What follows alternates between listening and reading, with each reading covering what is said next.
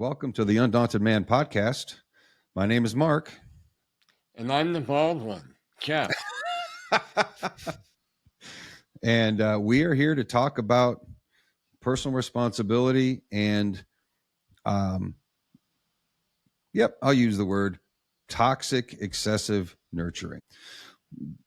The value that was in that conversation that we were having offline yesterday is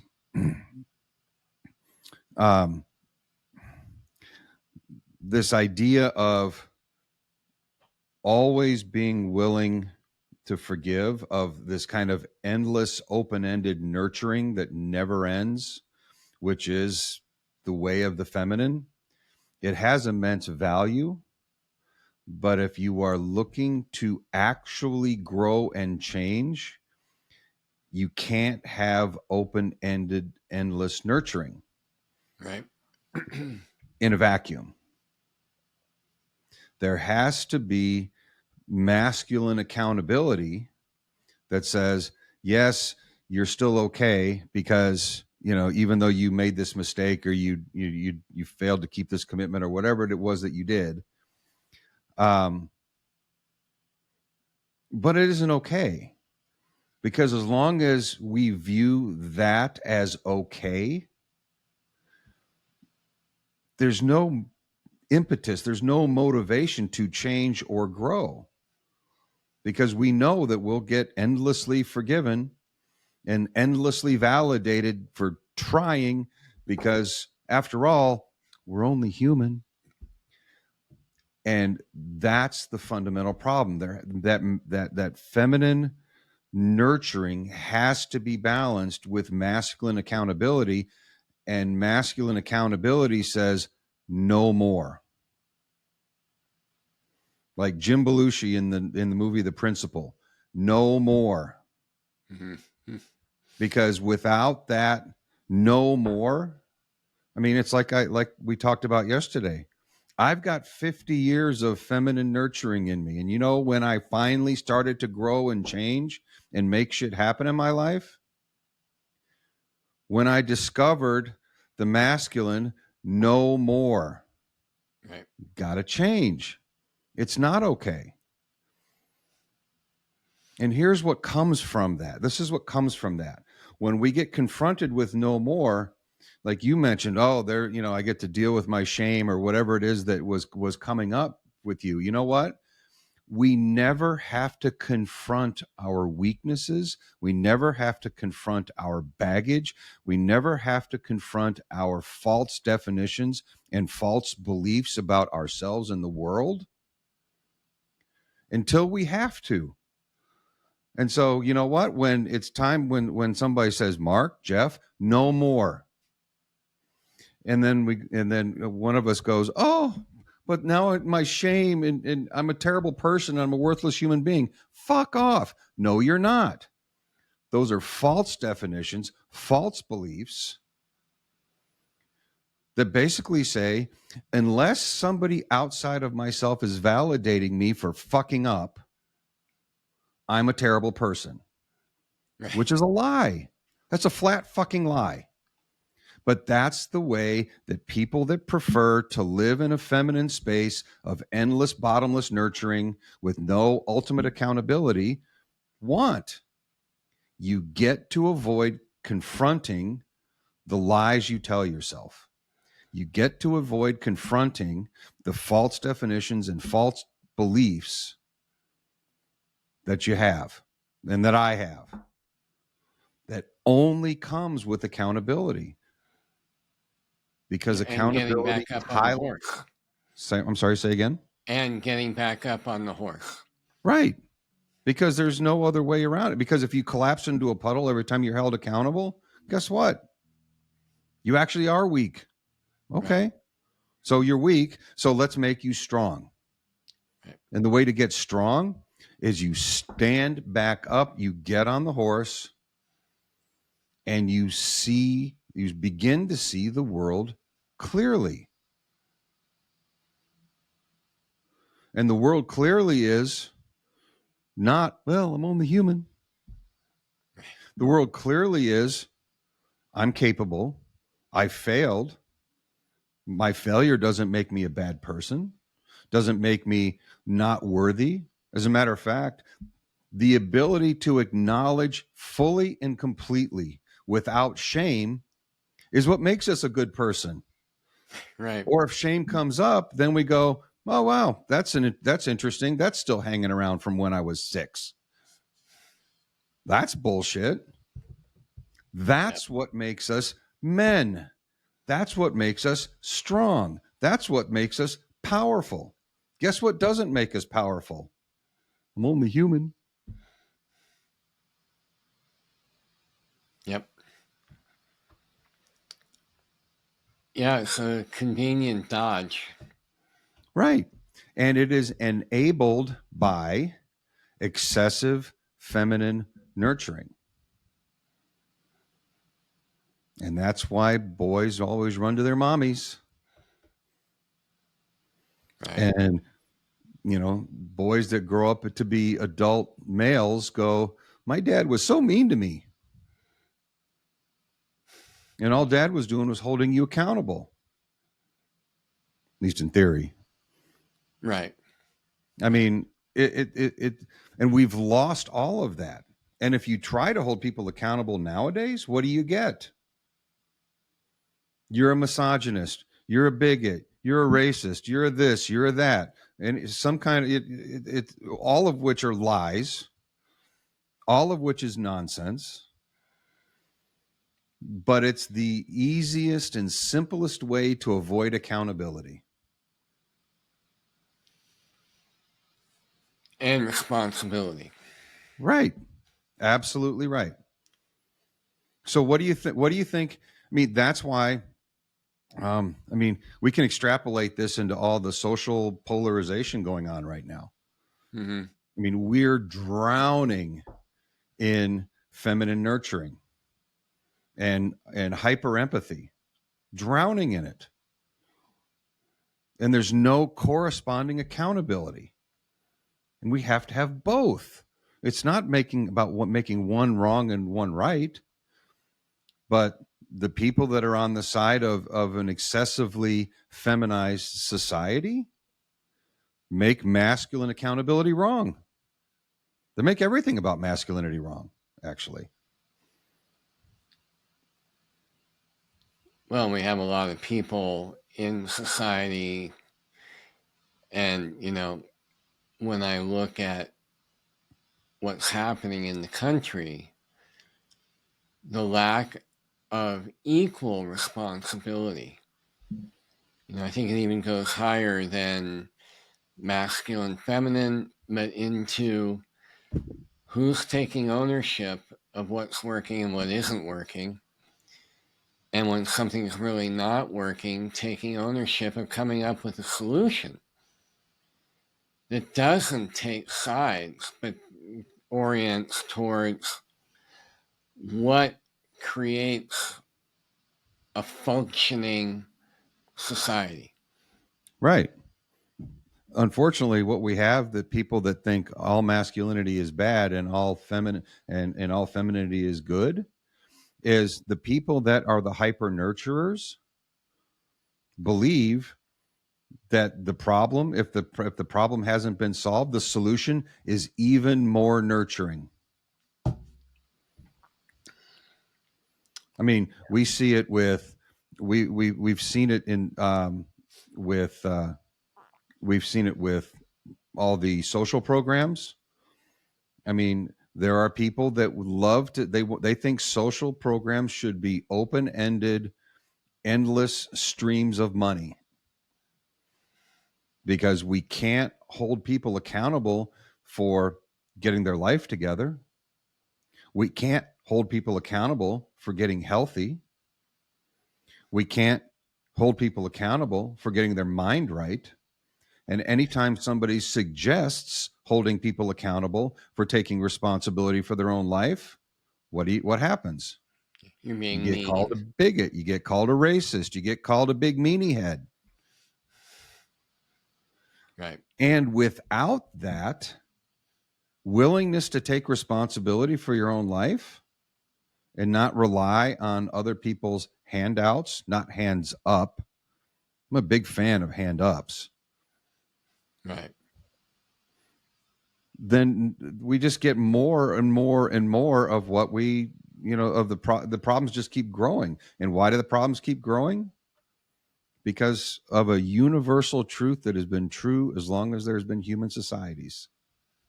We get more of what we subsidize. We Yep. keep getting more homeless people because we keep subsidizing the homeless. We get more poor people because we keep subsidizing the poor. We get more scumbag businessmen getting bailed out by the federal government because we keep bailing out scumbag businessmen that should be allowed to fail, should be allowed to go bankrupt, but we don't. We bail them out with federal funds. It is absurd. Yeah, I agree. It is absurd. So this is not a left-right conversation. This is a personal responsibility conversation.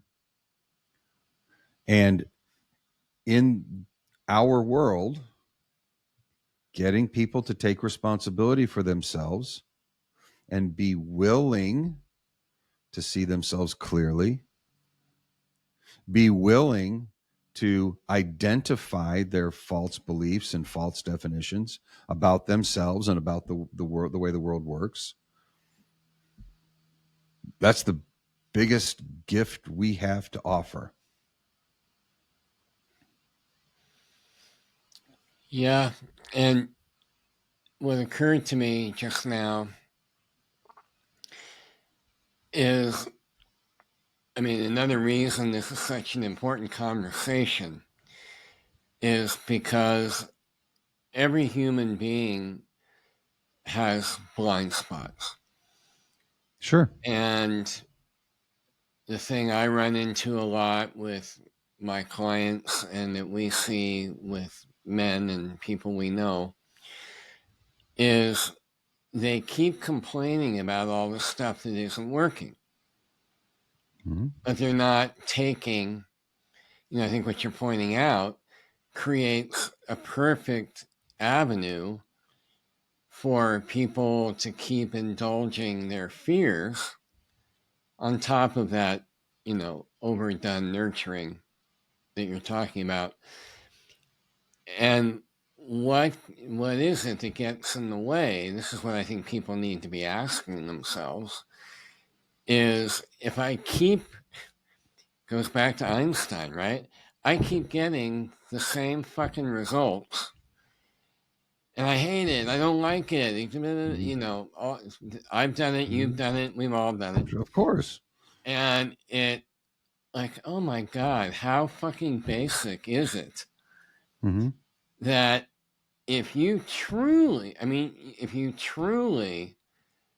are miserable and you take full responsibility for creating your own misery,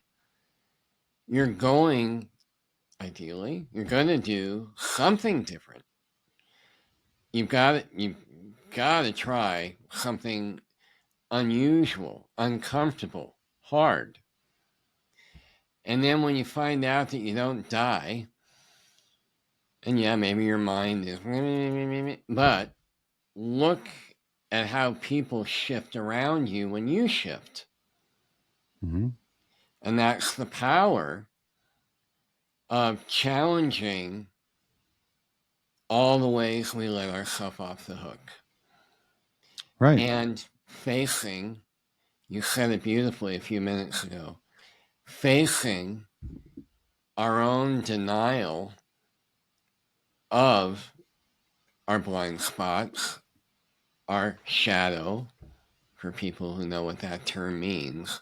And I'm not talking about on a psychological, analytical level, but just facing, I have this, and what's the impact? Mm-hmm.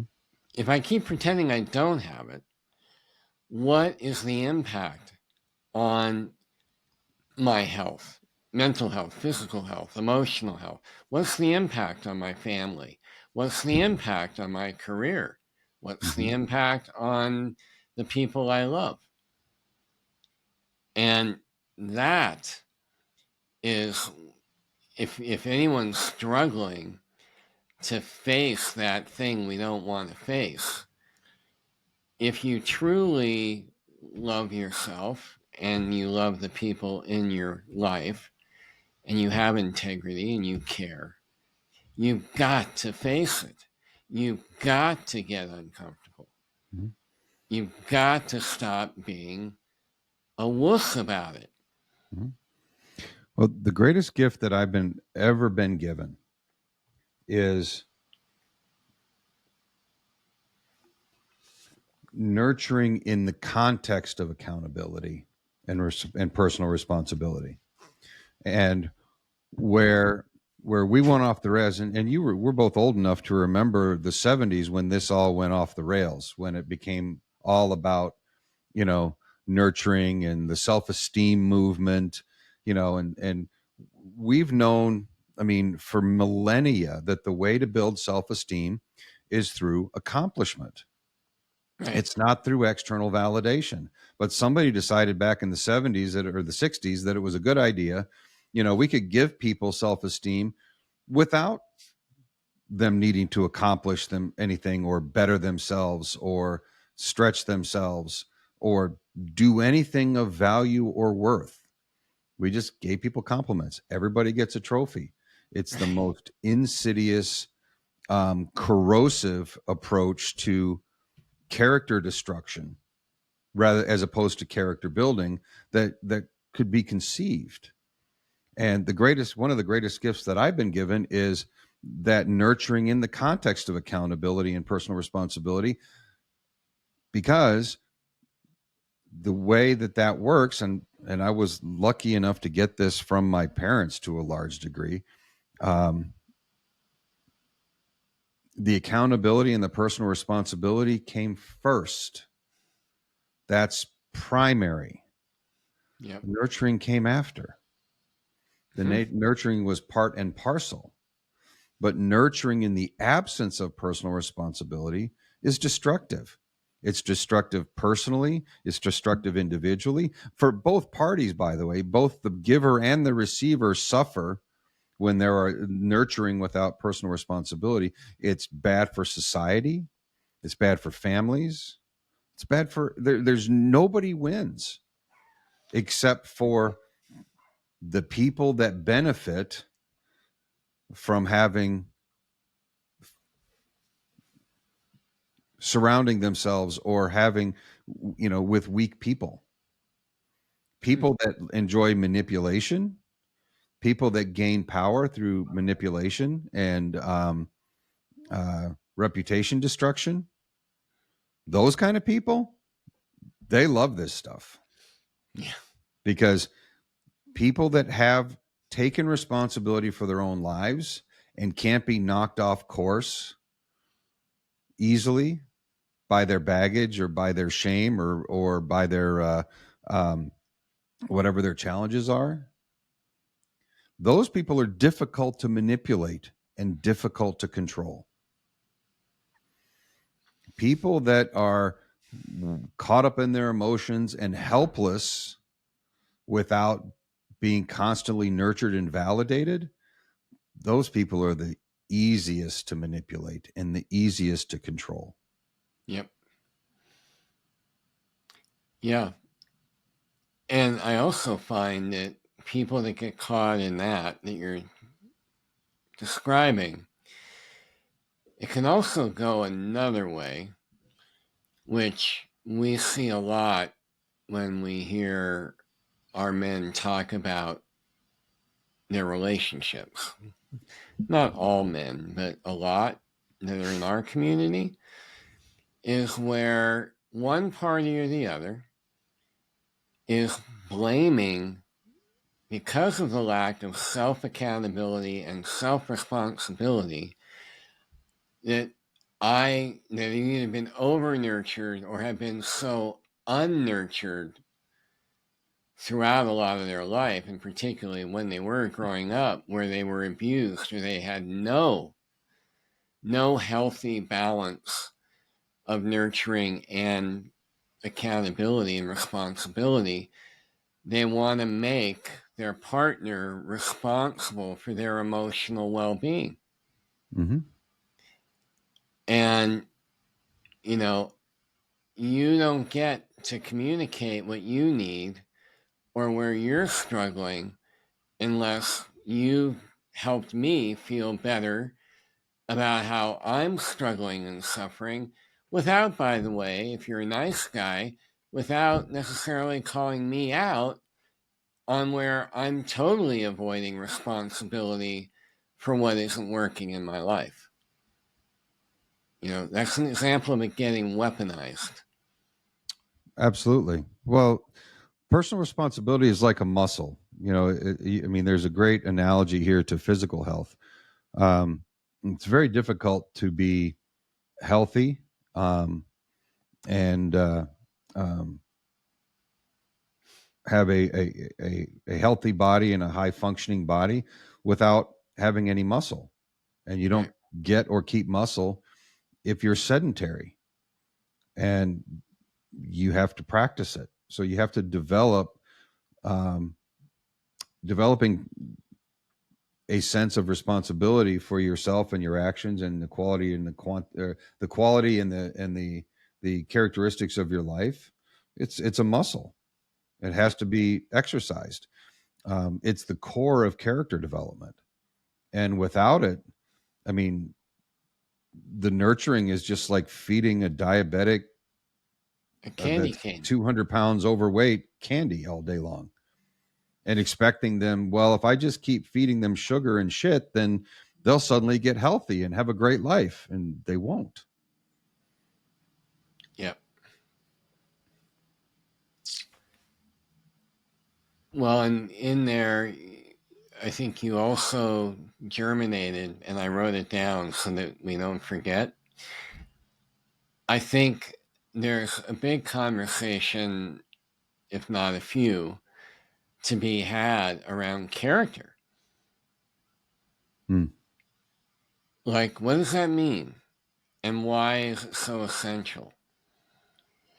And that, I mean, when there's excessive nurturing and excessive avoidance of accountability, you said earlier, it's character destructive. But you and I are also old enough to, just in my opinion now, notice such a degradation of character, or even teaching in schools. What does character actually mean, and why is it so important? We can respond instinctively to someone's energy, their vibe, but I think that's, I don't know, at the risk of sounding like my grandparents, that character is something that's sorely lacking in our Mhm. culture, at least in that's obvious. Well, it is, and it's actively undermined.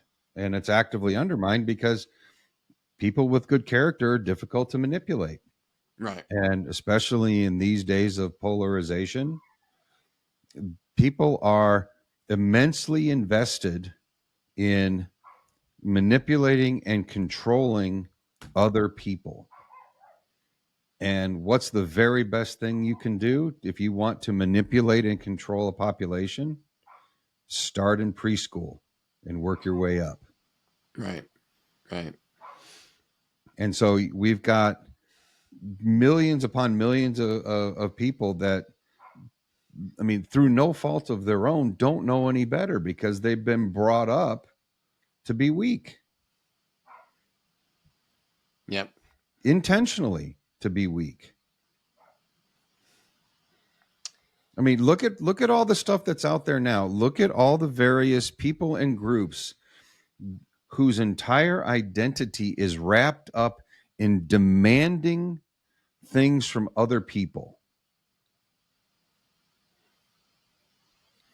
yeah, And their entire existence is dependent on validation and acceptance from other people. They can't validate or accept themselves. If they could, they wouldn't give a shit what anybody else thought. Right. But they care desperately what other people think because their entire identity hinges on it, because they don't have an identity of their own, because they're not taught from day one to be responsible for their own lives. They're taught from day one that their value is based on external validation, which is the self-esteem movement from the 70s. Yeah. Yep. That's metastasized and become malignant.